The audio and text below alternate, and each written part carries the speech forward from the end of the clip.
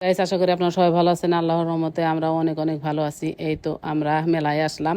দেখি মেলায় এরকম হাঁড়ি পাতিল, মাটির হাঁড়ি পাতিল দেখে অনেকেরই ভালো লাগে। এর জন্য ভিডিওতে আপনাদের সাথে শেয়ার করতেছি।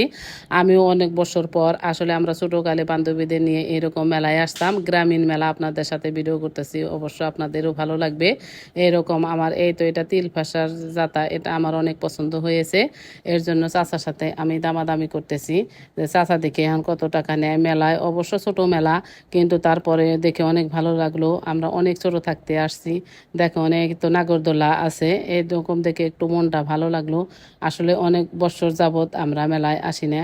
মেলায় আশেপাশে আসা অনেক ঝামেলাই, তো আমার নাতি আয়নসোনাকে নিয়ে আসছি। কারণ আমরা যখন বান্ধবীরা ছিলাম তখন তাহলে বোঝেন কত বছর পরে আমরা এই মেলায় আসলাম। মেলায় আসে এই মাটির পাতিলগুলো, হাঁড়ি পাতিল দেখে, ব্যাং এইগুলো দেখলে তো অনেক সুন্দর লাগে, কান্না ভালো লাগে। এই তো তিল ফ্যাশানোর একটা যাতা, এটাই কতটুকু কার্যকরী হবে আমি জানি না, তবুও আমার খুব পছন্দ হয়েছে। এটা আমি তো নিবই। এটা এরপরে আমি কি কি আনলাম কিনে মেলা থেকে আপনাদের সাথে ভিডিওতে আমি সেটাই শেয়ার করব।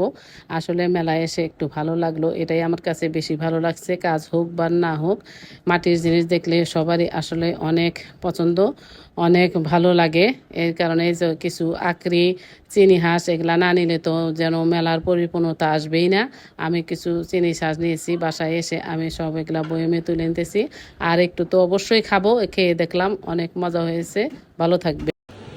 তো আমাদের বাসার কাছে মেলা তেমন বড় না, কিন্তু মেলার মজাই হচ্ছে এরকম মাটির হাঁড়ি পাতিল।